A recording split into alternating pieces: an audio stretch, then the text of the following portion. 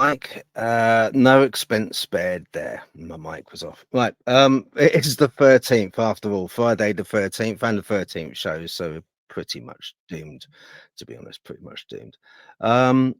Right. So how are you guys doing? I'm going to turn on the comments, have a little look. Oh, hello, Cole. Cole's in the house, which is good. Dornio, hello. Let's put these up for a minute. Got yep, the Dark 66. We have got Roxy B also. I just want to say thank you once again as well to oh, hi Drew, you all right? To everyone that is messaging and getting in contact and watching this, even, you know, to be honest. But this one's going to be quite a good show if it survives the 13th. That is. Put it this way. Look, yesterday didn't start off very well. Had a guest to interview on the 12th, and just couldn't get onto the streaming platform. Would not have it either. So I've got him on today on the live. So he's got some interesting stuff to share as well. I just thought what I'd do is and I've got I haven't got a Dogman t-shirt on today because it's so hot in there. The uh, uh, rubber room, if you like, you know, the it's kind of like a bit hot up here. So I thought, well, what I'll do, I'll just like put this on and get my guns out, as it were.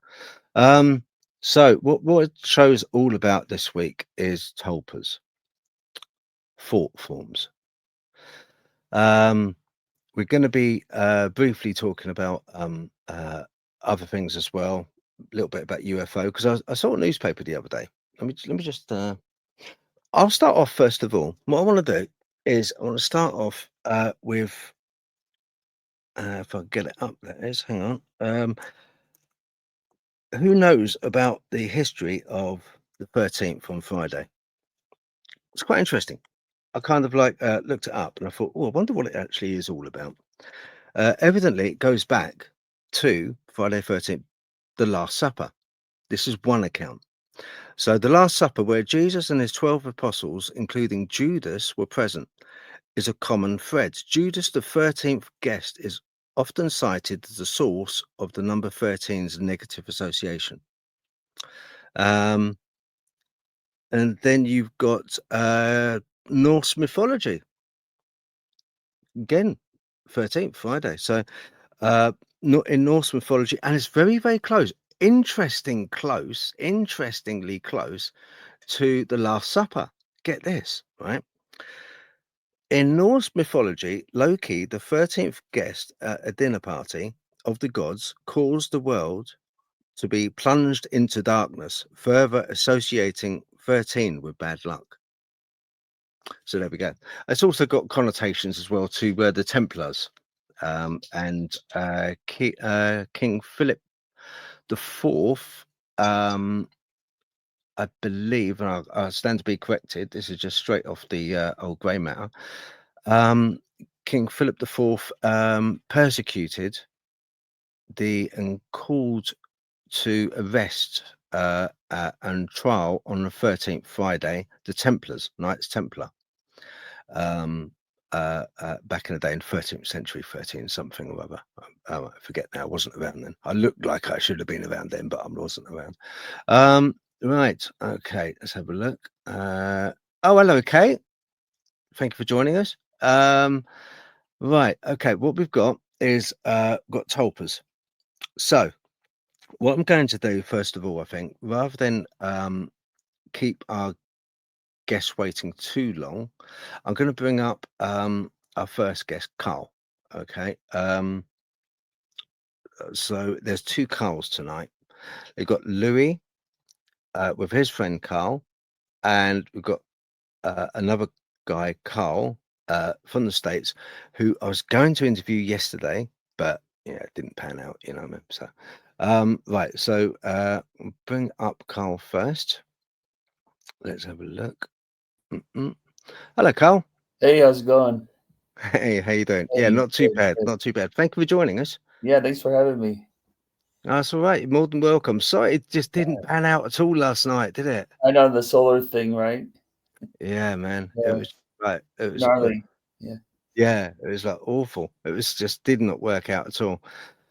Um, we were talking last night about um, well, you found something very interesting, didn't you? Which is Hmm. Bigfoot equated. I I did. bought, Yeah. yeah. So I'll bring it up. Let's have a look. Give me 1 minute. Here we Hmm. go, Carl. This. Yeah. What what we're looking at? We are looking at a potential, uh, what I believe is a juvenile, a Bigfoot print.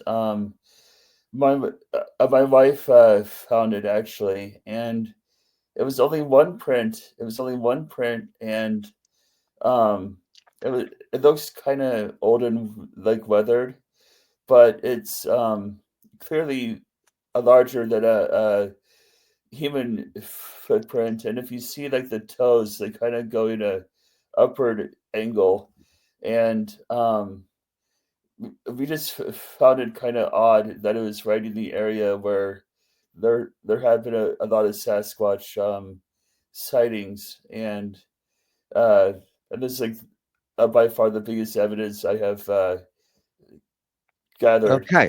about Bigfoot. Okay. And you spoke about the area, Carl. You sent me a very interesting map. Let me get that up as well. Let's have a look. Right. Now, what's the blue dot?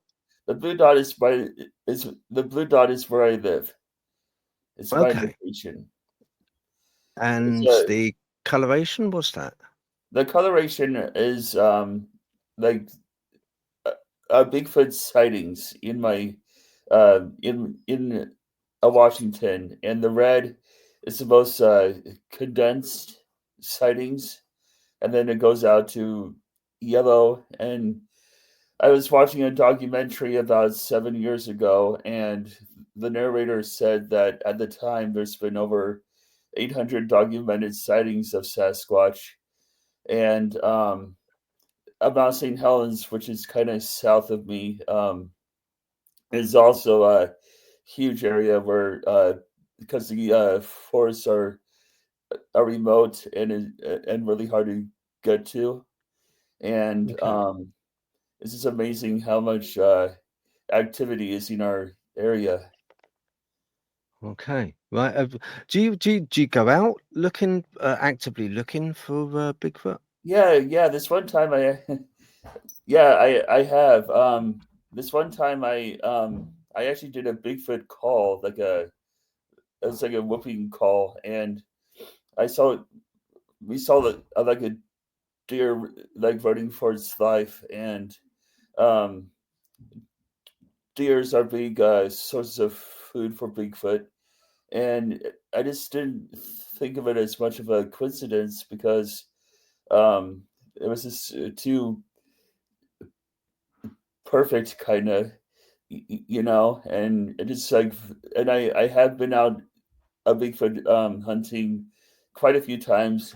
Um, Unfortunately, I don't have it like very good technology, like thermal cameras or like anything like that. But I do believe that they're in this area, and I've heard that they go through portals and can like travel through to other parts of the world.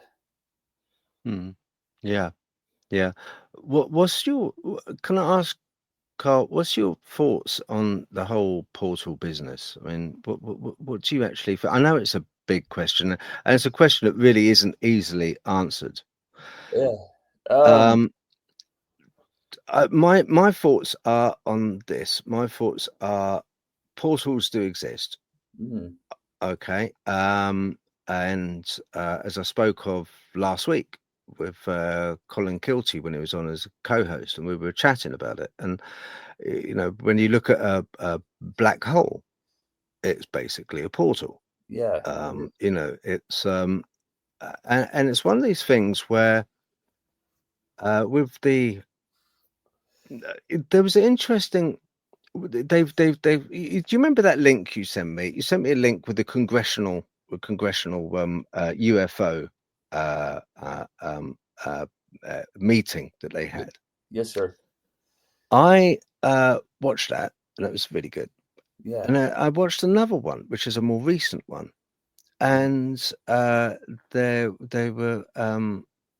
was because with YouTube, it kind of like it pops up with the next available pertaining video to what you're watching. You know, it Yeah. looks at what you're interested in, it kind of brings something else up.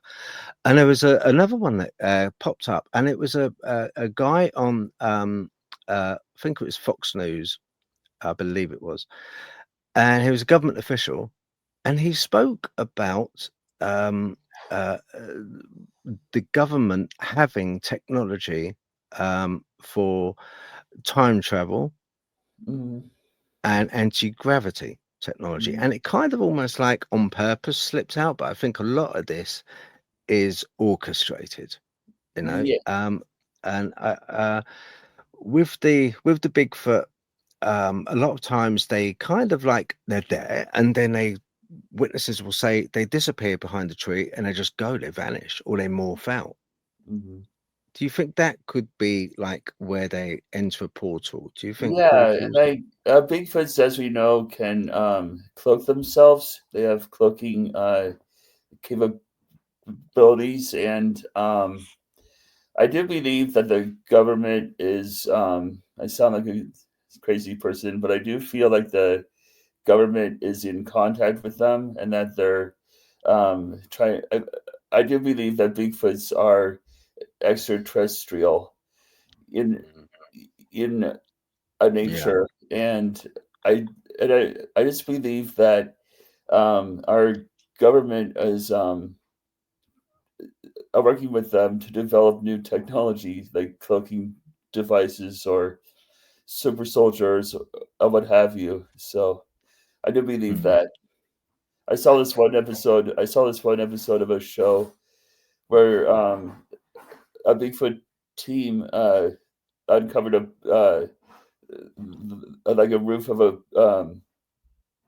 bunker in like the middle of the forest, just just totally out of like out of nowhere, and it was just really incredible, just like to see like like the technology of the governments and everything.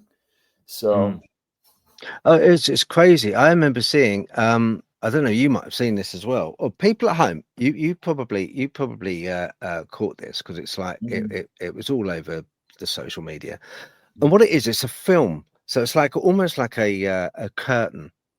And mhm, as they hold it up, the curtain is made of such a material that it's able to um not it's able a bit like a prism. It scatters light in a certain direction, and mhm, it renders whoever's behind this curtain that's held mhm. up Yeah, basically invisible. Yeah, it mhm, kind of like they're not there. yeah, um I think China's got the same tech, and the States has that same tech as well. yeah, totally, yeah, And real, it's real, man. It's like it's proper legit. It's out there, you know. yeah, definitely. And it's scary when you think that at the moment we are 20 years behind at least in technology to what they actually have. Yeah, I believe it. I Yeah, heard a s- I heard a scary thing, Carl. And the scary thing is, they evidently were playing around and had mobile phones back mhm, in the 60s. mhm. I mean, that's crazy. Yeah, Yeah. no, yeah. Technology has really helped increase like activity. Like I took that footprint with my cell phone, and other people have had the UFO sightings and everything on cell phones. And um, there's a guy. He's a scientist. His name is Georgios Tsoukalos, and he's like an ancient alien uh, theorist. And he said that um, that our greatest opportunity to capture paranormal events are from civilians, because with all due respect, they don't know like what they're looking at, and that Mm. and that it increases their authenticity. So it's really Yeah, interesting. yeah, it is. All right, I'll tell you what I'm going to do. Uh, I'm going to bring on our other guest with Louis and another Carl. Okay, so that we can all kind of like share what we and I'm going to play something for you. All right, so let's bring on Louis. Hello, Louis. How you doing, brother? All It's right, good. not too bad. Hey, Carl. How you doing? Nice, no, Hey, good Kyle. to see you. So I got to move the camera a little bit so we can both get in there. So Yeah, sure, how you sure. doing, brother? Okay, yeah, yeah, yeah, yeah, not too bad. Louis, uh, we've been talking on Messenger a little bit. Can you give us a sort of a briefing of what's been going on with you? Um, what part? What do you call it? Been climbing mountains and praying, and Mm, along the way, if you you got all my recordings and everything. So yeah. recorded. I recorded also Bigfoot tracks. I've recorded spears in the air, and actually this weekend. And at the valley that we're talking, the first night we were there, we saw 15 stars line up and then shoot straight line. And they just kept going. They went faster and faster and faster. Starlink my ass. And you can say it was Starlink weather balloons, but When some of them like stop and then go one way and then catch back up with the rest of them. The satellites don't do that. you know, Right. but but Silly to say it's satellites. he was there when I was climbing and I found the tracks and he's been witnessing everything that I've been coming across. Like All that woo woo shit. all that paranormal activity and stuff like that, and I mean, or uh, different beings. Um, you know, But interesting. it's But it's been interesting. He's sitting right here with me, and I haven't recorded nothing that has recently happened, but he can tell you he's been witnessing and seeing. Just a weird place to find yourself where we're at Yeah. on the okay, map. right now you spoke, Oh, Carl. Louis was talking about the Fae and up on a mountain, and also about the white flowers. Can you explain what happened there? The white flowers. Well, they were everywhere. He didn't even notice them yeah. at first. Well, the thing about the white flowers is, Tess kept having dreams that I would find a valley with covered in white flowers, a certain white flower, and I would find something there. And Kyle can even tell you, he's right here. Um, he kept telling me about the white flowers, and I just, for some reason, my mind was cloudy. I couldn't see nothing. You were a little off. I was off. I've been off for a couple of weeks since I came down the last mountain. I've been I guess you could say I've been finding portals, and I've been really getting really, really close. So This was a good one. this one, this one, he's right here. He can tell you. That was crazy. As soon as I started seeing the Fae, a door appeared. Right in the middle Okay. of it.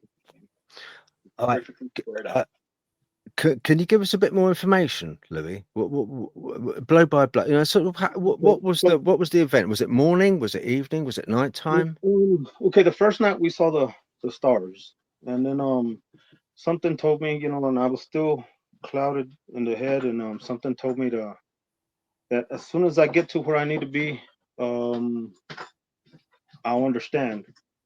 And the next morning, after camping out in the forest out there, uh, we took off towards the lake in the middle of the valley. And as soon as I got to a certain spot, my battery fried, like literally the battery just went dead. Mhm.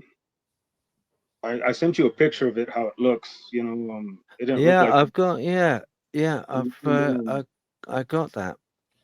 so I figured We got stranded. so we got stranded out there in the That's a drastic word for it. drastic. I was where I needed to be. Yeah. Something told me as soon as I got close enough, it would react. And I think the whole day we were just checking it out, chilling out. Just I was trying to catch fish for dinner and stuff, and It was napping. he was napping. And towards the night, towards the sundown, that's when everything started feeling a little different. And That should change. yeah, started seeing, the way I say it, fae. Uh, they looked more like elves, but their bodies were covered in leaves and wood. And I know that, and very, very beautiful. When I first saw them, I told Kyle, I said, "There's a woodland folk." They got pretty upset, so I had to apologize. And as soon as I apologized, um, they off were like they showed me like a little passageway, and there was a door, My mag must have mag. and he saw the door appear, Mhm. and he's like I didn't see it appear because I had been looking that well, he way. didn't see But it when appear. I looked back over that way, I'm like, oh, well, look, There's a door, there you go. There's a door for you. and it was made out of wood, just like but one of them old wooden doors, like something you'd see in a movie or something, like made out of trees and That's the stuff. weird shit they have. And as soon as the door hit, I started feeling better, and then we I turned went to bed. to the right, and No, that was that same night. that was the that same was the night. same night. It That was was the the same same night. night. All the when the yeah. The light came down. So the clouds parted, and they started beaming a orange type of light through the clouds, and then if you kept paying attention, they started forming into they look like angels. That's the only thing I can say is winged humanoids. What the clouds? The clouds look like No, angels. no, like they were coming They look down. like my picture. They were look. I don't know if you can see this. Comes into my whole idea. Like they were actually coming down from the clouds, and they were coming into the valley. I don't know if you can see Hold them. on. Let's go. Right. Let's see. Right. Let me try and get you on big one. Right. Oh no, hang on, guys. One minute. I'm Right, sorry. hang on. Yeah, that might be better. Where's that? Carl, Look, can you show that? Let's show that. See that photo again. Hold it up a bit. Hold it up. Well, turn it on. That's it. Okay, sure. Yeah. It's gonna take me a minute. Okay, well here. Okay. Okay. Right. They were. They didn't. It wasn't clouds. It was light. It was. They were coming down. It started with one, and then next thing you know, the whole valley were covered in them. And Right. he asked me. He goes, "Are those really angels?" And I said, "Yes." Uh-huh. And I told him, "God's heavenly army is prepared, brother." And so that's what I've been doing. Like I said, I've been climbing mountains and Okay, quick, Louis, can I ask you? That's cool. Listen, can I ask you, when you and Carl saw, just to pick it apart, because people at home are going to wonder, what did the door look like? What did that door look like? Describe it. it was okay. The trees parted, and it looked like a little hallway, and it looked like there was steps to it, and then it just went into like a door frame, like a kind of oval or round. Roundish, but kind of I can't make up the details from that part, but it was. I could tell there is a geometric shape. Yeah. Was there any light? Yeah, Any light emanating from it? No, the lights was it was like basically the sun was going down, and there was like the trees were getting all the light, and it showed the pathway to the door, you know. Uh-huh. And so it's like I said, is I've been I, I call them portals, you know, just like the other top of the mountain when I found the other image of the lion. Um, as soon as I got there and the sun started going down, the image of the lion turned goldish, and the gold it started Uh-huh. bleeding gold. And so I sat there all night praying, and you know, Mm. so Okay. Right. Um, listen, you guys have got to be careful out there, you know. well, I I understand that, but Right. um, Armed and dangerous. got to do it. You know, Yeah. I was about to give up. I really did, and until Tess called me and told me to I better not give up. She knows I've been doing this for a long time. You know, I've been traveling for a while. You know, and Okay. I'm Because you saw the Fae, Mhm. um, let me ask you this. Do you think, don't take it the wrong way, but do you think because you're going up that mountain, and you're not going up to have a picnic, you're going up with one thing in mind. You're going up because you want to investigate and see what is up there, and in your mind, you have all kinds of things running through the possibilities of hopefully seeing from Bigfoot to uh, uh, uh, uh, uh, angels to lizard people to all kinds of things. Do you think that there could be a possibility that what you saw was uh, almost like motor driven by your subconscious? It was. No, because you know, to be honest with you, I just go up to pray. I don't expect nothing. You know, when I get up there, I ask permission. You know, from the mountain, the valley, you know, nature, before I start. You know, um, Mm, checking everything out. But no, I don't expect nothing. I don't. Something. Ever since I got, you know, ever since I ended up at the pyramids and everything started with me, um, I just keep hearing where to go pray. sure. Okay. I just thought I'd ask that because what I wanted to talk about, I'm gonna play a little bit, okay, of because what I did, once again, I uh, got a lot of information together about tulpas. I knew a little bit about, you know, uh, uh, egregores, tulpas, thought forms. Okay. We got an expert right here. You're an expert on them. Yes, thoroughly. Okay. Okay. I mean, I'm most interested not so much in the egregore. Egregore is more where you have multiple people, like the Philip experiment, where you have multiple people which Like a group. are yeah, and they're able to actually thought form and share thoughts about a single entity. It might be a make-believe entity, and they'll give it a backstory, like the Philip experiment. They'll give it a name, a history, a family, a schooling, and they will create an egregore. You know, it can be created.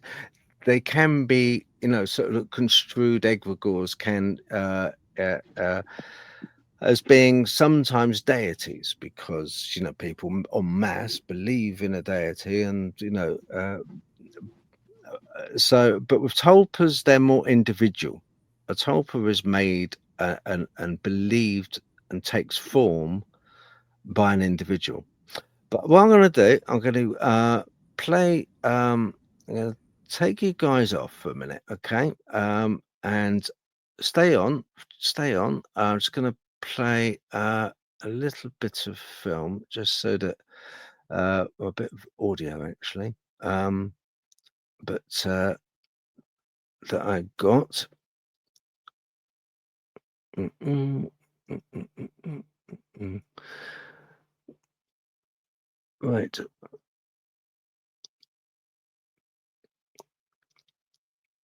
Okay. Okay, here we go. Okay, let's unpack this. Imagine this. What if an imaginary friend wasn't just, in your head? Like it became something Something distinct. Exactly. Or what if a really strong shared idea, something a whole group believes in, could actually sort of solidify, become real in some way? It's pretty fascinating, isn't it? Looking at the sources we've gathered, they really dive headfirst into that exact territory. They really do. They explore what might happen when belief and intense concentration, whether it's just one person or a whole group, get focused to a point where, well, where entities or forces seem to actually manifest. Seriously, wild concepts. We get this whole stack of articles and notes here, all getting into tulpas, egregores, this whole idea of thought forms. Right. So our mission for this deep dive is basically to sift through all this material, try to cut through the mystery a bit. Understand what the sources say these things are. Yeah, where do the ideas come from? How are they supposedly created? What are they like? And crucially, what are the implications? Even the dangers the sources talk about. And it's interesting how these ideas pop up again and again, isn't it? In myths, legends, even modern fiction. Totally. It's kind of a journey into the power of thought, of shared belief, maybe even, like the sources suggest, collective dreaming. Okay, so let's start with the big one mentioned right off the bat in the sources. The tulpa. They talk about tulpamancers Uh-huh. People who use intense concentration, visualization. to create what the sources call a special kind of imaginary friend. But it's more than that, isn't it? Oh, definitely. The sources make a really critical distinction straight away. These aren't just puppets in your mind. Right. Tulpas are understood, or at least described, as distinct sentient beings. They have their own personalities, their own wants, a level of autonomy. So within the communities that practice this, they're treated like they're actually real, actually sentient. Exactly. That's how they're treated. Even though, as the sources point out, there's no external proof of this sentience. It's based on the practitioner's experience. One source described it almost like having another person living inside your head, but separate from you. Yeah, that captures the feel of it described in the material. And the word itself, tulpa, where's that from? Well, the material traces it back. It's Tibetan, from Olpa. Sprolpa. Yeah, meaning something like emanation or manifestation. So it connects to this older mystical idea of things being brought into existence through mental or spiritual power. And these emanations, Yeah. they don't have to look human, right? The sources mentioned that. Not at all. They say tulpas can show up as, well, anything.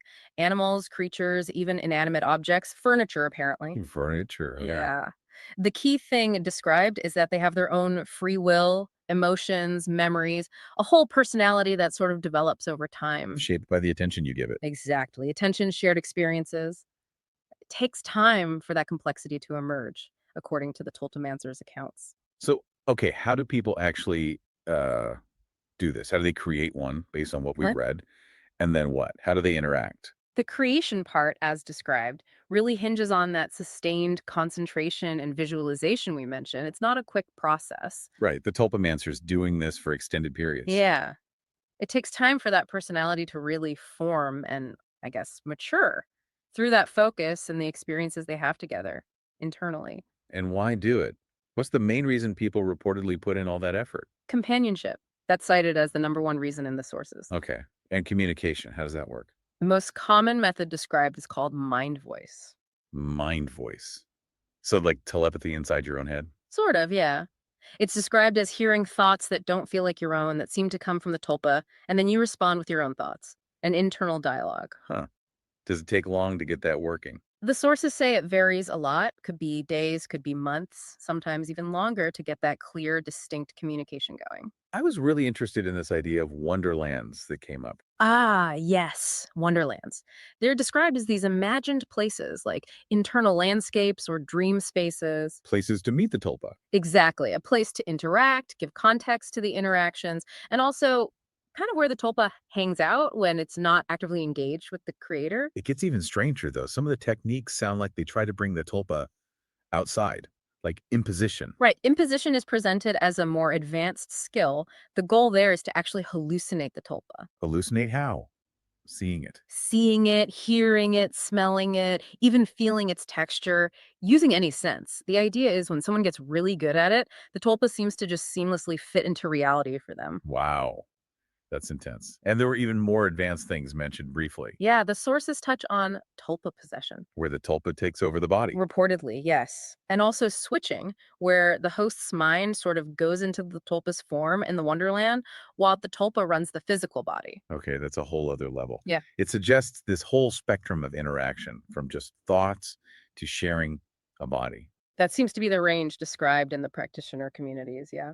All right, so that's the tulpa, this intense individual creation. But the sources bring up another related concept, the egregore.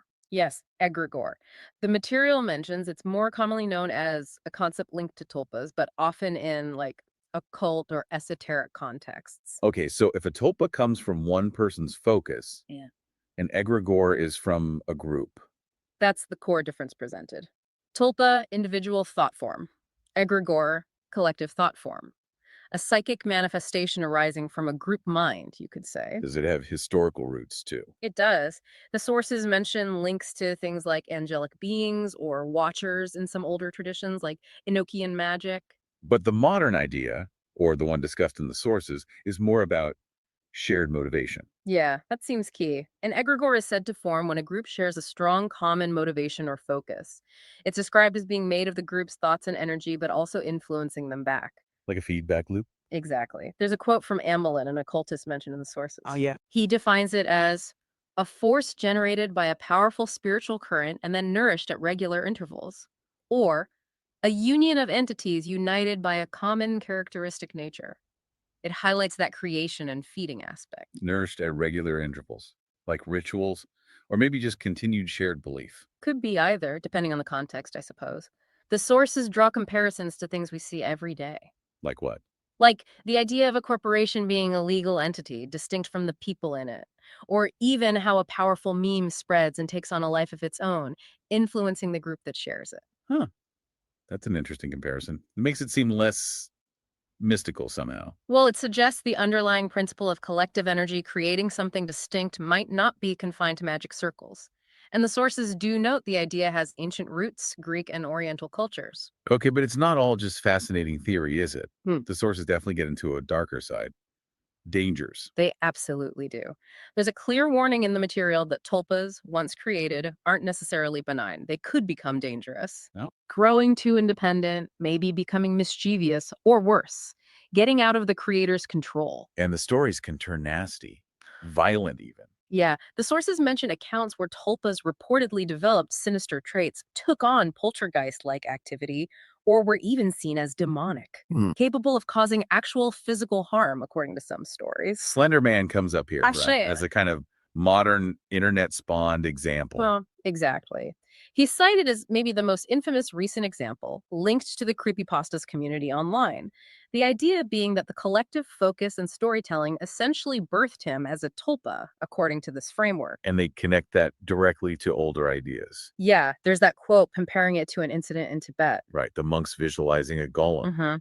In 1915, supposedly 20 monks meditated so hard they brought a golem to life. The quote then says, if 20 monks can do that, imagine what thousands of people online focused on the same idea like Slender Man could potentially do. That really scales it up, doesn't it? The potential power of collective thought. Okay, so if one of these things does go rogue, how do the sources say you stop it? Well, according to the lore presented, the power to erase or dissolve the tulpa lies only with the original creator. Only the creator. Seems so. It's presented as a really crucial ability if the tulpa turns malevolent. And if the creator fails? There are cautionary tales mentioned, stories where the creator couldn't regain control and reportedly became the tulpa's final victim. Yeah. Pretty grim. Yikes. The sources also said tulpas can change form, morph over time. Yeah, apparently, as the idea or the focus behind them changes, their manifestation can shift too. And destroying them involves what? Just stopping thinking about it. That's one method mentioned, eliminating the thought, especially if it's not fully formed, No. or diluting the concentration that feeds it. And if it has taken on some kind of perceived physical form, like the golem example, destroying that form is another method listed. It's really striking how these specific concepts, tulpas, thought forms, aren't just isolated phenomena. They seem to resonate with themes we see everywhere. Myths, legends. For sure. It connects straight back to stories of artificial beings created through magic or meditation, like the golem you mentioned from Jewish folklore. The Tibet story with the monks is used exactly for that, right? Yep. Linking ancient magic to modern internet creation. Precisely. The sources use it to draw that line. Concentrated collective thought, whether monastic or online, potentially having tangible effects. There was also that interesting side note, paranormal studies suggesting tulpas are more common in children. Yeah, an interesting observation dropped into the material, though they don't really explore why that might be the case in the sources we have. Maybe something about imagination or belief. Could be. And it's not just folklore, it pops up in modern fiction too. Definitely.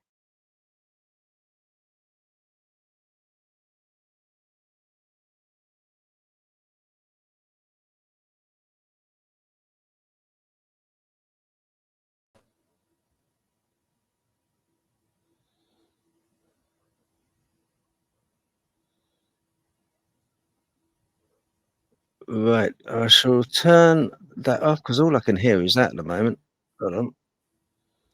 Hey, Oh yeah, right. I'll turn this off. If I can. Hold on. 1 minute. Hold on. It is the 13th, you know. It is the 13th. Oh man. solar activity. Right, good. Yeah, it's the 13th, man. I knew it's something was going to happen. Okay, that's good. We're good. Okay, hang on. Let's just get this all up again. Right. Okay. So basically, what that's telling us is thought forms can manifest, or possibility of it manifesting. The famous one being the Philip experiment. There was another experiment afterwards called the Lilith experiment.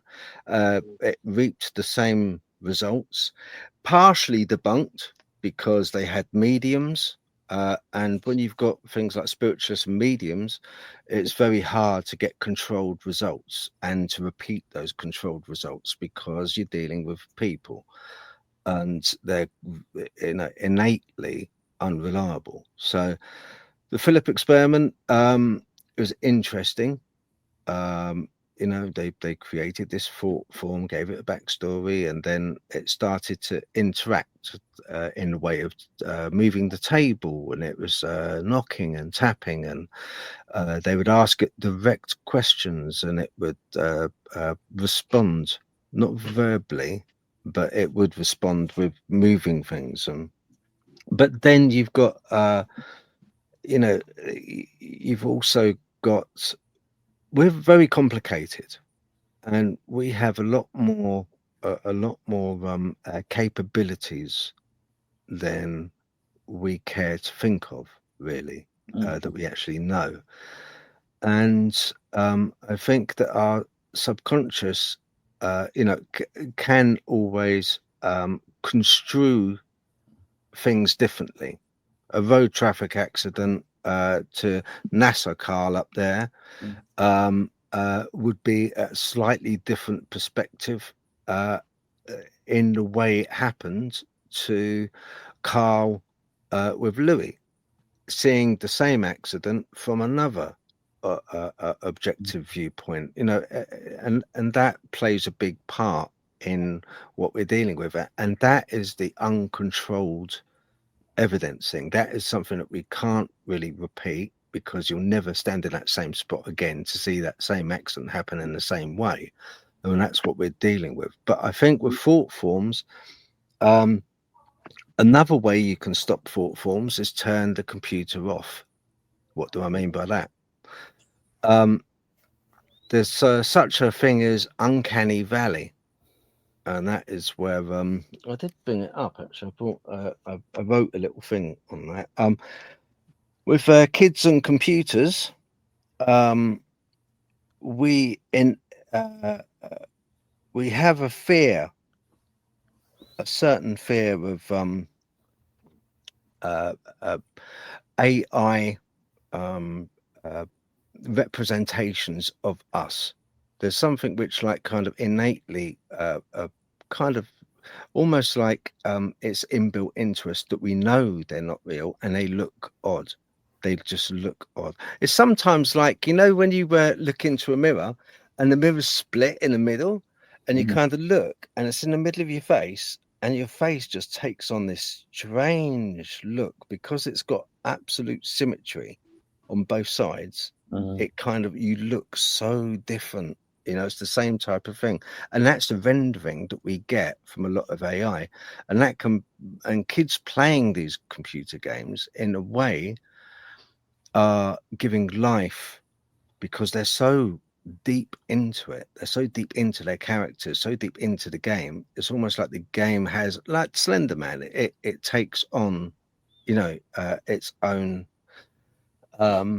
it takes on its own life within the person playing it, to a certain extent. Here I've written that this is, and this is fact. This is fact. The uncanny valley is a psychological phenomenon that describes the feeling of unease and discomfort that people experience when something is almost human but not quite. The term was coined by Japanese roboticist Masahiro Mori in 1970. Mori's hypothesis was that people would find robots more appealing as they became more human-like, but only up to a certain point. Beyond that point, people would experience a sense of unease and discomfort. The uncanny valley can be caused by a number of factors, including ambiguity, mismatching elements, inconsistencies in portraying human likeness, discrepancies in voice, movement, or appearance. Some examples of the uncanny valley include the computer-generated faces in 2004 children's movie, The Polar Express, which I must admit, I was a bit, you think to yourself, God, how do they do that? I know they're rendered, but they just look odd. They look almost demonic somehow. Some of them did. Robots like Amika, Sophia, uncanny valley effect can have a number of implications, including increased emotional discomfort and anxiety, a breakdown in trust in technology, a challenge to balance functionality with a form that avoids triggering an eerie sensation. So it's like we just get this kind of feeling, from them. And in a way, they can be, if it's a multi-mass game where everyone all over the world is playing it, they're a form of egregore, modern day egregore, the characters that are playing. Do you think the same, Carl? Yes. Now, I think that a lot of paranormal activity can be kind of accounted for by thought forms and egregores. Now, thought forms and egregores can gain an autonomy outside of the person or persons that created them. So once a person dies, doesn't necessarily mean the tulpa or the thought form or the egregore goes with the person. So I think there's kind of like almost like a psychic sludge or like a layer of psychic pollution kind of over the whole planet that's left over from everyone's thoughts and emotions that they had during their lifetimes, whether created consciously or unconsciously. Um, so when you talk about nowadays with like video games, like especially with violent video games or with violent music with kids these days, the thoughts that are coming out of them are not safe. Um, they're creating things that cause more problems in this world. I think when they gain autonomy outside of the game or outside the children's thoughts or actions themselves. I might be a little woo woo with all this, but that's at least my understanding of it in a Yeah. nutshell, at least. NASA, Carl. Yeah. NASA, Carl. When you were growing up, did you ever have a imaginary friend? I wouldn't say I did, but I was honestly I was pretty much on my own in my childhood, and um I just felt that there were energies around me that um I couldn't see sorry, that I couldn't see or explain. It was more of like a feeling that I had, like a heaviness in the air, or um just like an odd sense that I was not alone. and I didn't see or hear anything. I didn't have an imaginary friend, but I definitely think that they're real, that they exist. Yeah. I mean, it's it's one of these things where it's like uh I mean, guys, do you think we're putting too honestly? Do you think when we witness stuff a lot of times, even to the point of paranormal stuff, and you get like like with Louis and Carl. I remember Louis telling me, and he's 100%. I believe Louis. He's a straight up guy, right? And you were getting banging on because you live in a like a static or a mobile home, yeah? Little RV, yeah. RV, That's what they okay. call it, Tommy knockers. That was, yeah. And Kyle can tell you.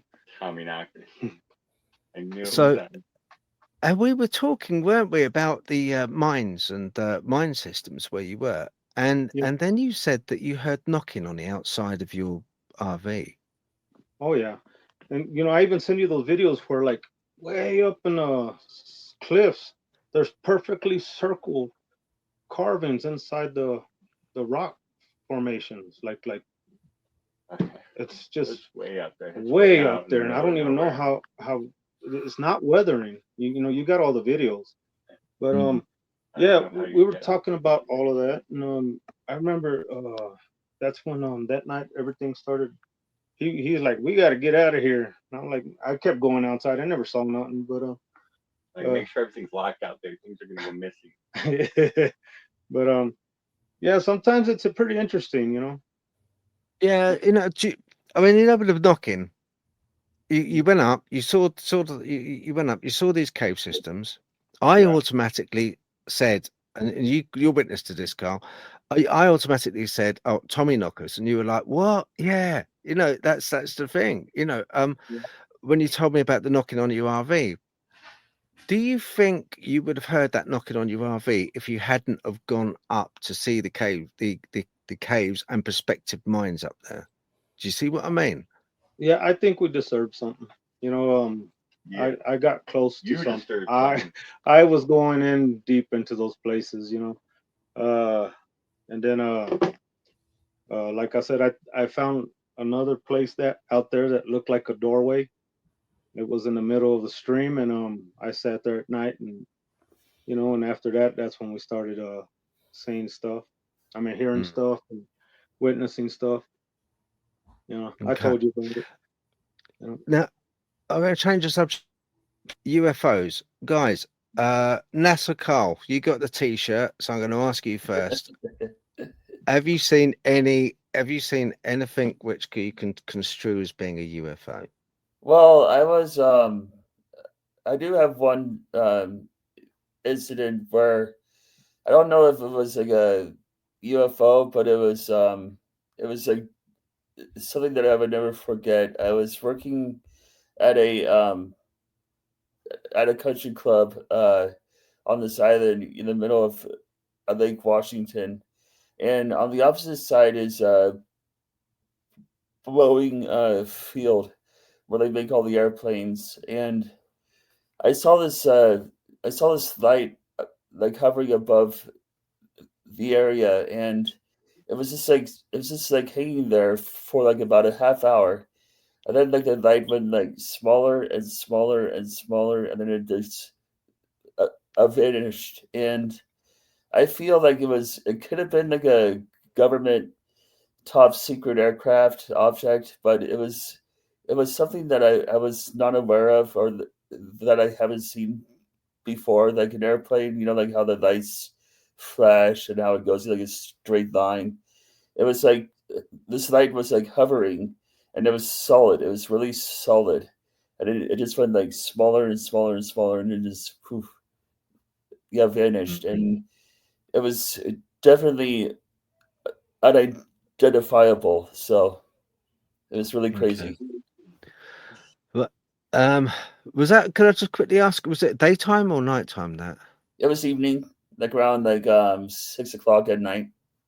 So like okay. dusk, kind of. Yeah, dusk. Anyone else see it? No, yeah. Actually, one of my coworkers saw it. Yeah, and we both like turned to each other and sorry to swear. We were both like, "What the fuck was that?" you know, Right. and Yeah, sure.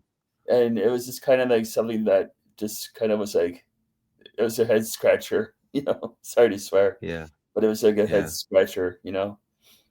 Hmm. Okay, right. Now the other two guys I know have seen lots and lots of stuff lights.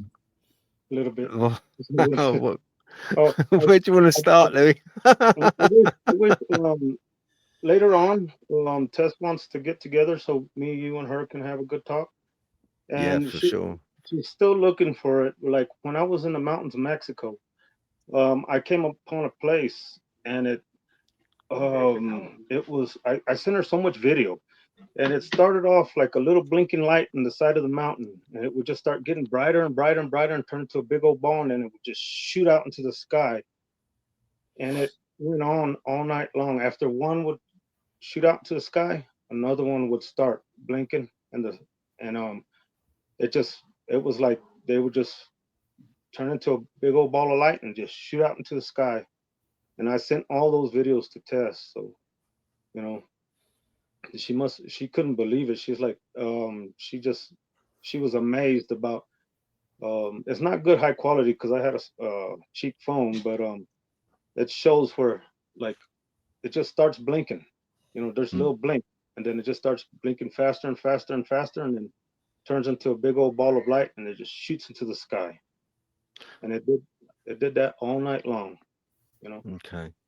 I had just a quick one. I had a comment come up, which was from Colin Kilty, the Dark 66. Tulpamancer, is that about spirit healing too? Well, not so much about spirit healing.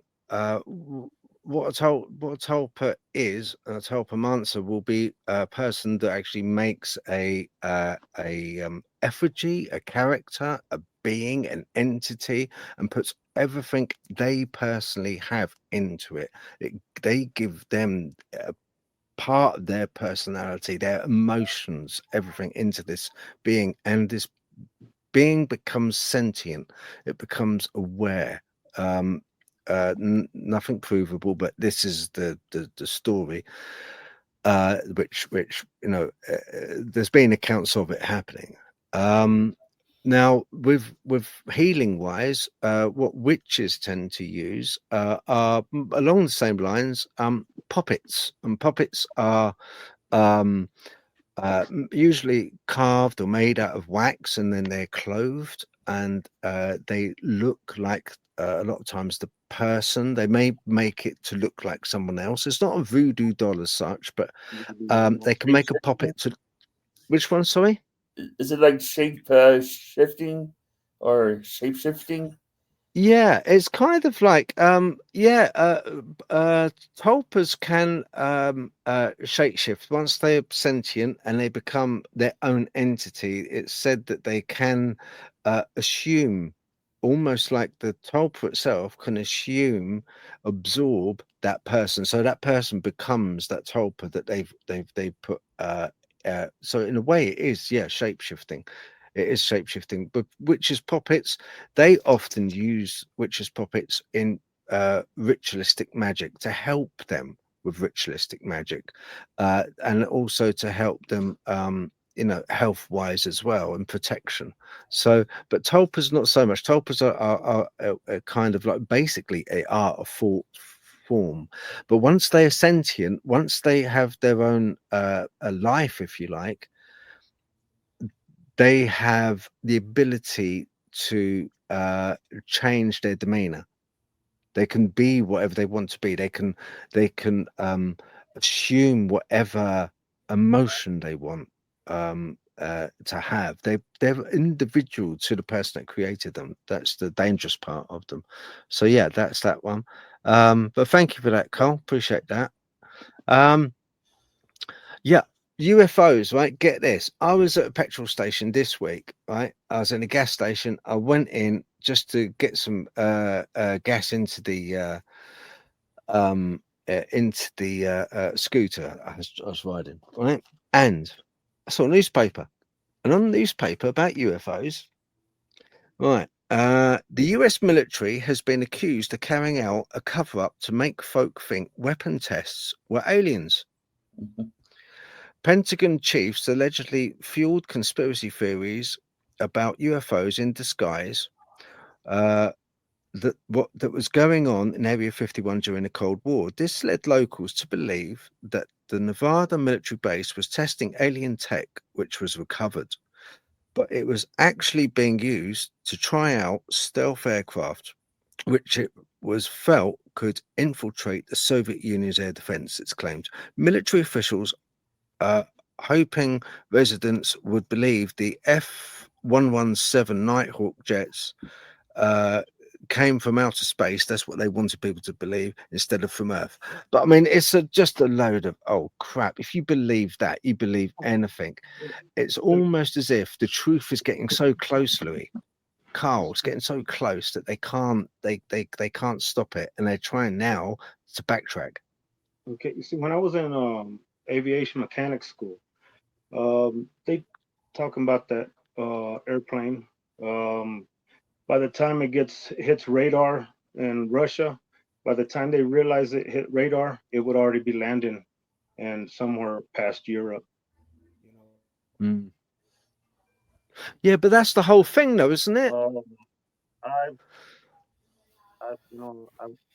went to school for aviation mechanics, and the stuff I've seen, I haven't seen anything else like it before, you know. And I'm ex-military too, so Right. I don't know how to explain it. You know, it's just like that one. I sent you the video of that spear following me all through New Mexico, and it stops. It stops right at the state line. You know, right when I was crossing into a different state. You know, so yeah, ultra terrestrial. What's military? I remember one thing we were working on when I was in aviation. Mhm. We already had see-through aluminum.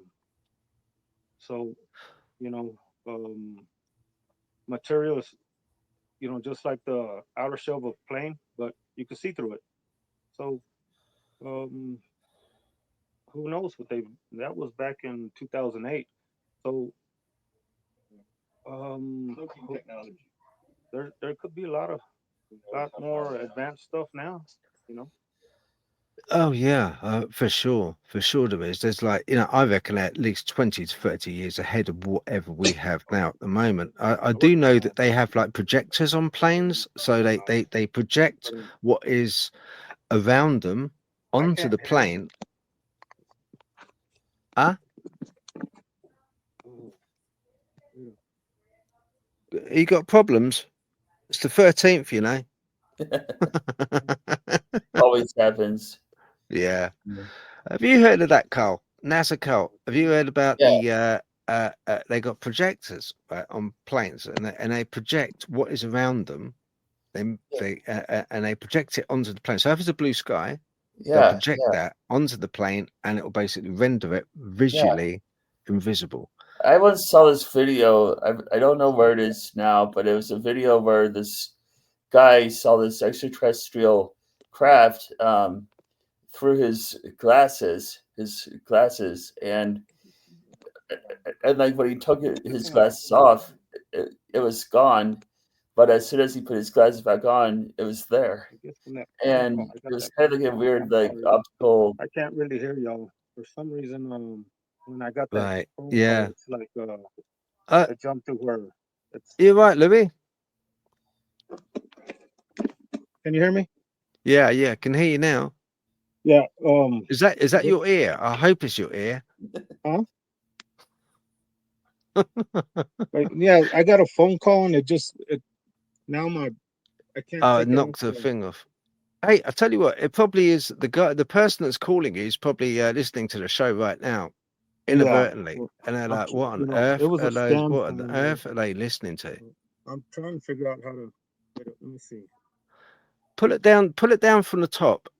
You know, put your finger on the top of the screen, pull it down, and see what's open.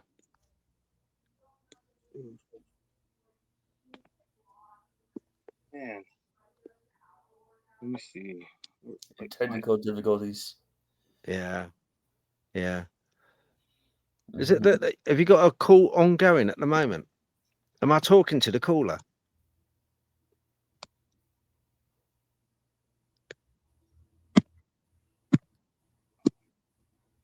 How about now? Let me see. Yeah, I can hear you. Just Hear you too. No, it's Louis. It looks like you. It looks like you. Hello, Louis. yeah. After Louis. We're probably gonna have to get off because it ain't gonna come off the phone. All right, man. All right. No worries. Thank you for joining. Okay. Okay, It is no the problem. Yeah, 13th, man. Yeah. take It's care, Louis. all right. Give Take care. me Thank See you, a Kyle. message later, and we'll see when we can have a meeting again. Yeah, sure. With Tess. Yeah, we'll do that. We'll do that. That's Okay. not a problem. All right. Thank you, Louis. I appreciate your time. See you, Thank you, Have a Louis. brother. blessed day. Thank Bye you. bye. Okay. Right. Yeah. Hey. Yeah. It's us, which is good. Yeah, That's it's okay. Friday the 13th. Yeah. Isn't it? Yeah, just for sure, man, for sure. Yeah. So yeah, right. Another thing that I did, I wanted to discuss really one thing with you. Didn't you say that you had like a ghosty thing happen to you or not? Was I mistaken? Was I Yes, I speaking did. with Yeah. Yeah. I was at a graveyard with my ex at the time, and we were uh, driving through it, and I felt this entity come inside me, and I like got this like vision of him.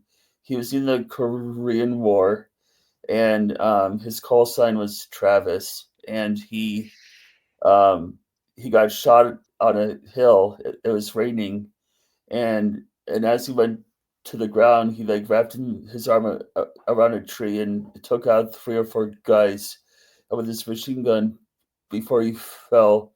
And then I saw him like from like a bird's eye view, and he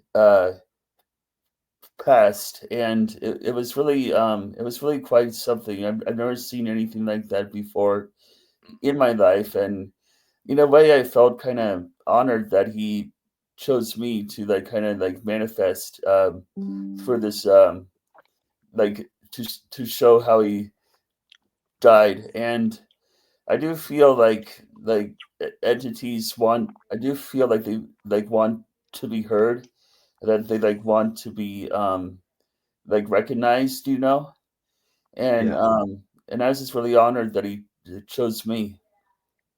Mm. G- you missed out the money shot on that one.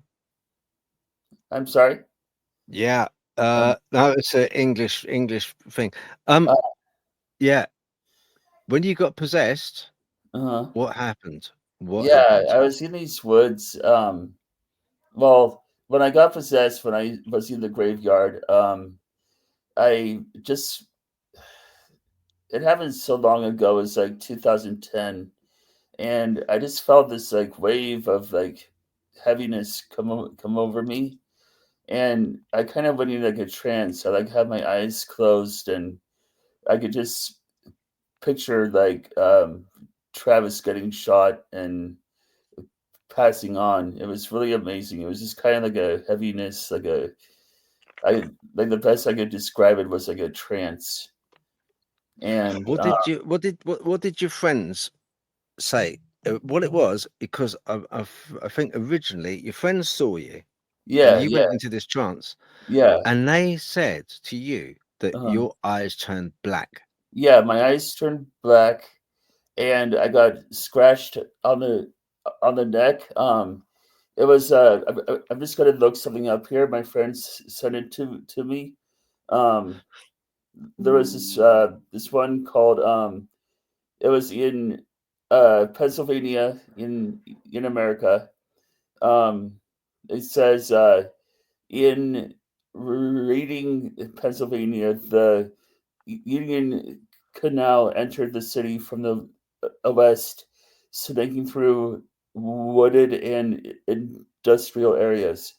By the late 1800s, parts of the canal in Reading had become neglected and stagnant, making them unfortunately plausible sites for tragedies like in 1880 a Bissinger incident in which a mother drowned her three children and herself, reportedly driven by desperation and abuse.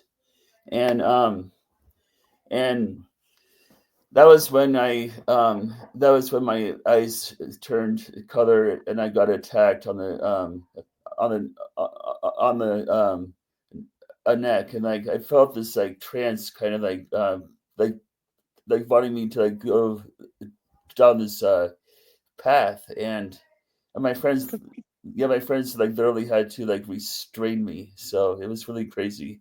Damn, that is crazy. Do you know that's absolutely uh, j- just blow me away. But your eyes turning black. I mean, that is like you know, a symbiotic Yeah, joining. Something yeah. was with you. Something was Something in was you almost. conjuring inside me that was really wicked. So Yeah, it was yeah. gnarly, and Wow.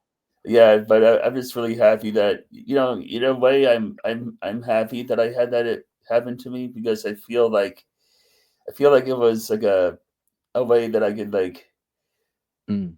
uh Uh, I just feel like there's a way that like I could see that there is a world beyond our we've own. got a Roxy B said, was it like a waking dream, or did you have the feelings of the person like it was happening to you?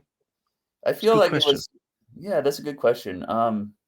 Well, I feel like it kind of like everything went in like slow motion kind of Mm. sort of thing, and I I like couldn't hear like any sounds. I couldn't hear anything, and I just felt this like tuggingness to want to go down this path in the woods, and it was more like everything just went like the best way I could describe it is that everything went into slow motion, if you will, and it wasn't until we got in our car that I came out of it.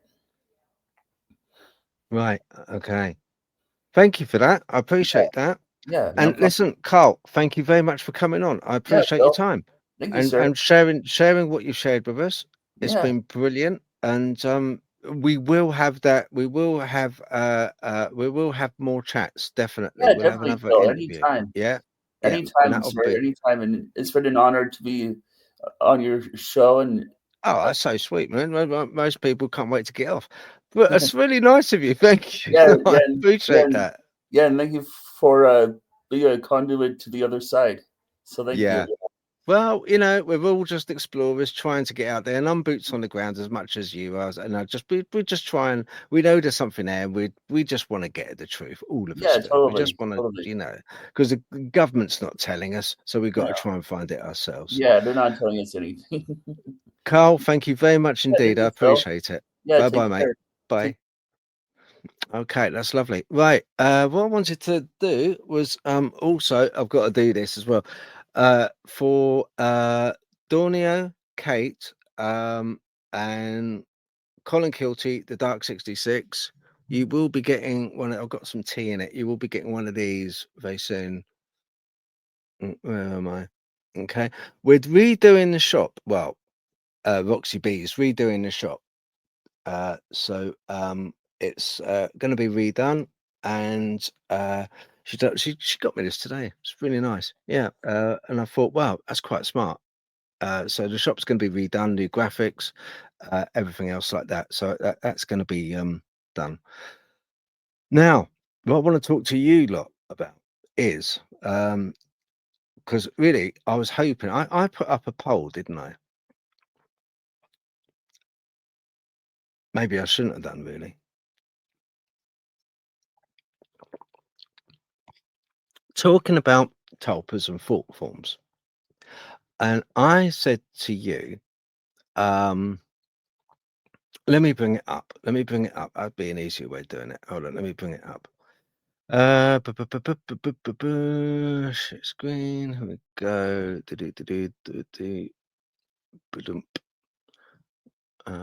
No, hang on. Wrong one. That one. Here we go. Right. Share. Right, let me bring it down. Right. This is the YouTube poll. Okay. Right. Right. See that? Okay. So I asked basically on that. I asked. Bear with. Right, in the next Friday Night Files, would you like to try a thought experiment? Collectively, think of an entity we know, but still elusive, such as one on the list below, to manifest to me. During the show, I will set a date and time in the week to do another short live, and I would like all of you to concentrate during the time before and during that live, and to really believe whichever entity or spirit will move or interact with some trigger objects I will display. I will, for a week, document any daily changes to any unusual activity like moved objects or visual sightings or knocks, bangs, anything odd. I will honestly upload it as I go, like a diary, which I will do. And you've got a choice. You had a choice of cryptid, alien, ghost. Got 0, nothing. That's strange. I thought you would have picked ghost, you know. And Faye. That's on the YouTube one. And let's have a look. 56% said on the 56% said cryptid. But on the Facebook one, I think it's slightly different. Let's have a look. Facebook. Right, hang on. Wait a minute. Let's get that. Right, hold on. Let's get that off. Bye bye, Cole. Hang on. I'll talk to you in a minute. Right, okay. Once again, same poll. 66% cryptid, 33% alien. So cryptids get it, right? So cryptids get it. So basically, what it is it's going to be a case of, I want you to think, don't tell me that's why I put cryptid. Don't tell me in the comments what cryptid. Okay, because I want it to be a surprise. If this works, just have it in your mind, kind of like, whenever you think about it, just think, okay, go visit Phil, move something for Phil, drink his tea, admire his mug, just something, do something, however odd, bizarre, or maybe turn the lights on, turn the lights off. So with the Xanu group, with Gordon Dodds, part of joining is because I joined the group, and I'm pleased I did. It's a really good group, some lovely people on it. But part of the joining is you fill in the form, online. You adhere to the no bullying, no swearing, no that's fine. That's natural on a Facebook page, But then it was a case with the Xanu group where you had to get a call from a member, from an admin. So I waited. I thought that's a bit odd. Got to talk to someone, right?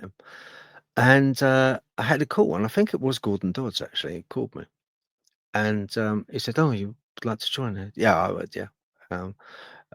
He said, "Oh, right, okay." He said, "Well, I'll send round one of the Xanu then to visit you, and if they are okay when they visit you, if they think you're genuine, and have sort of, normal.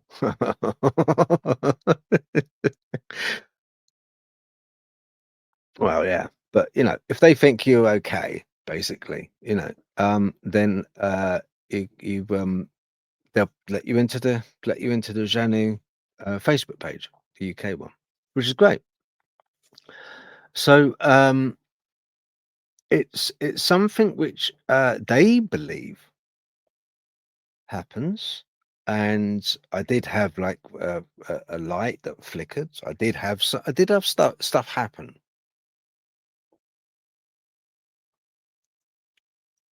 I did have stuff happen.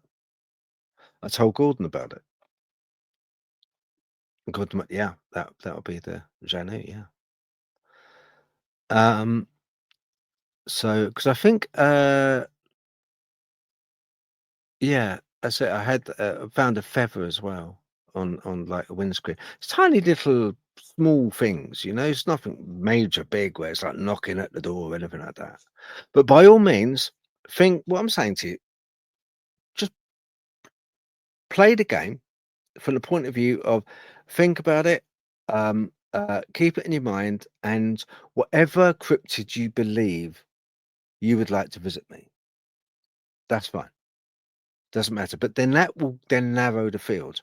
If something happens or I get a feeling, because I always get I've got like a little bit of a gift where I can sense things. I can sense things, especially when I'm out in the woods or forest. I can sense stuff. And it's pretty accurate. My sense is pretty accurate. I really trust on that gut feeling. So, and I will be able to tell you by the next Friday Night Files, by next week, I'll be able to tell you what happened and what cryptid you sent.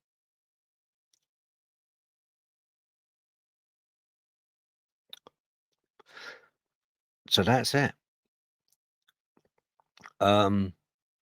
Just worth a try. We're talking about tulpas, thought forms. Let's try a thought form. Let's see if that can manifest. Right, it is getting close to that time. Let's have a look at the comments.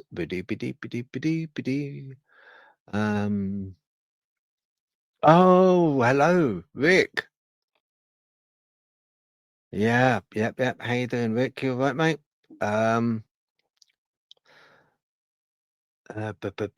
Andy Penn. Yeah. I hope you're okay. Thank you for joining. Both two very clever guys. Yeah, and then you got Colin. Hi, Cole.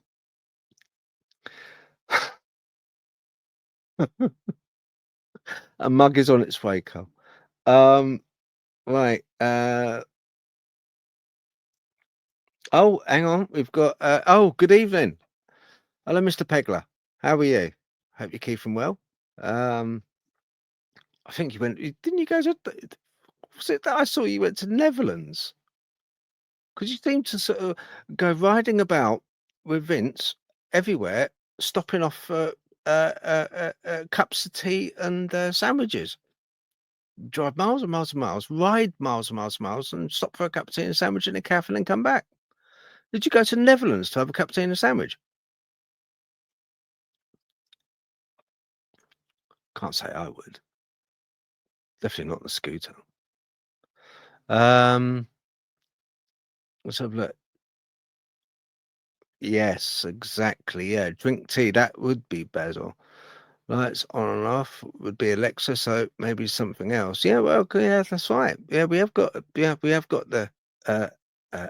I won't say it because otherwise it will set off all your devices. I'm not going to be mean like that because I know it happens to us. As soon as you say Alexa or you say Google, boom, they come up, don't they? I'm not going to do it. I'm not going to do it. Oh, what's this? Hang on. Ready, steady, retro. Hi, how you doing? I had a voice in my ear as my head was touching the pillow the night I had my Janu house visit. Yes, I know you're part of the Janu group. Yes, you are. Bless you. Oh, right, yeah. Okay. Interesting. I remember you telling me ages ago. I'm sure you mentioned that. Yeah. Was that scary for you? You know, I know there's a lot of people that are put off by it. They're put off. They've told me we're put off by joining the group because of that very thing. Someone, an entity coming into the house. It's a bit invasive, isn't it? A bit invasive. It's a bit kind of, don't know. But the night I joined Keith, wasn't expecting it. That was the first time they entered my home that I know of, although they'd been around for 2 years. So if they'd been around for 2 years, was that prior to you joining, or did you join, know about the Janu, and then they, you know, if it was prior to you joining and finding out about the Janu, that would be really, really impressive. Really impressive. I'm not detracting from what you're saying and experiences you had, but you can see from my point of view, if it happened prior to you knowing about Janu, my word, that would be really impressive. Oh, hang on. Oh, hang on. Well, sorry about that. Sorry, Roxy. France.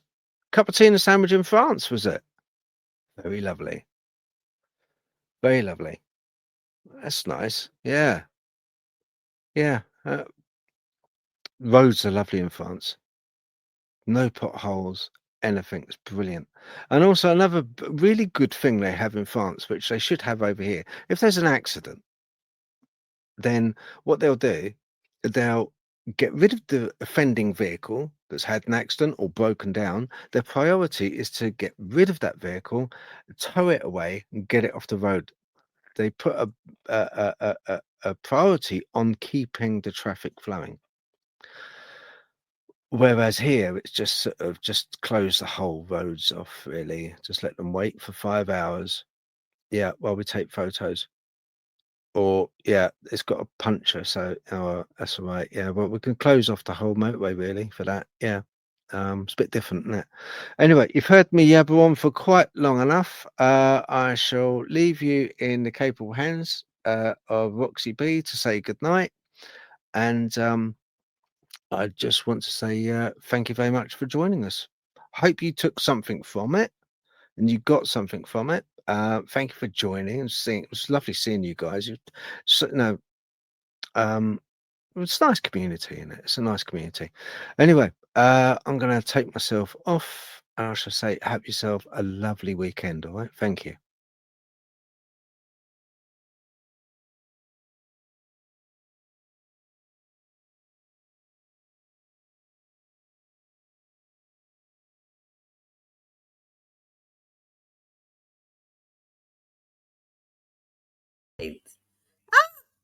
There you go, Friday the 13th. Honestly, what on earth? So, first off, I'd just like to thank Carl Evans, Louis, of course, and his friend Kyle, Kate and Dawn, as always. Thank you so much, ladies, and Andy Penn in the chat. Always a fountain of knowledge. I don't know where this chat would be, really. Incredible. I've learned lots of new things I didn't know. And there's still a chat there that we didn't get round to discussing. Brendan Harris used to get tucked in by his grandmother to bed years after she'd died. So, and he had also a type of paralysis. So, that is another thing to leave everybody with. So have a great weekend. I hope you got your batteries. It's meant to be stormy. Just 1 minute. Just 1 minute. Yeah. I'll come back for that one. I'm coming back for that one. Did you? He had sleep paralysis. No. So hold on. I will get to it. Where is it? Where's I it missed that gone? one. I missed Yeah, it. you did. I did put it up, and you missed it. I was yabbering. There we go. This what happened. When my great grandma passed, she used to tuck me in bed, tuck me up in bed. This went on for months. Not gonna lie, it did kind of scare me. Right. Wow. Yeah. Okay. And A type of paralysis also went completely numb. Okay. Interesting. Interesting. I would like to know, Brennan, and how you doing as well, Brennan. I'd like to know, when your grandma was alive, bless her, did she used to do that? Was that a regular thing? I know a lot of parents do that with kids. They sort of, you know, so I used to do that with my kid. I used to wrap them up so tight so the little things wouldn't move really and run around. In bed, you know, it's just wrap them up and there you go, you're staying there. But the do, you know, parents do tuck them in, you know, they like it, they like that feeling. But did she do that while you were alive? You know, while she was alive, sorry. That would be interesting. And you had the type of paralysis as well. I wonder if that comes from the fact that, you know, when you tuck a kiddie up, especially when they're younger, I can remember when I was a kid being tucked up like in a straitjacket. You know, it's like, oh, I can't move. I'll be head in the bed, and that would be, you know, that would be it. But it would be nice. It would be kind of comforting feeling. You know, it is a comforting feeling being tucked up. You're like, oh yeah, it's nice. But I just wondered if that was the paralysis or whether it was paralysis where you just couldn't lift your arms, couldn't lift your leg, because I've had that myself. One of the most scariest things. People know that they know if they've heard me yabber on about that episode with the shadow being sleep paralysis. That was the one. Never been so frightened. I've been in some spooky places. Really, you know, and I'm kind of like I'll go there. I'll go that extra bit. I'll go into that dark room. I'll go into that dark cellar. I'll go into that dark wood. I'll go the extra bit. I'll keep on going. I'll do it. But nothing has ever in my life, I swear, nothing in my life has scared me as much as the shadow being I saw. And that was in Chiswick, in a bedsit when I was younger, but my 20s it was. So yeah, that's really interesting. That's really interesting. Thank you very much for that. I'm so sorry that I missed it. Sorry, Rooks, for that. I missed that one. I'm yabbering. Anyway, okay, I'll let you finish. no, I just had I am done. Just want to assure everyone it will be a new mug, ladies. Colin, it's not Phil's tea, and it is going to be slightly different. So it's the design I'm working on currently, but it's kind of got some of them elements on it. So just like to say, while he's finishing his tea, lucky him, I'm making do with a giant water. Look, I've drunk all that while you've been talking. Look at that. And I've not got up to go for a wee, so right, your age, that's something. My great age, my very, very old age now. Yeah, because Roxy will be 60 on the Tuesday. Oh, well done for remembering. Anyway, enough of that. Let's just say, enjoy your weekend. Finally, you'll finally get there, people. We're going to leave you to whatever you're up to. Have a great one, and we'll see you next week for another Friday Night File. Take care. Bye, everyone. Thank you.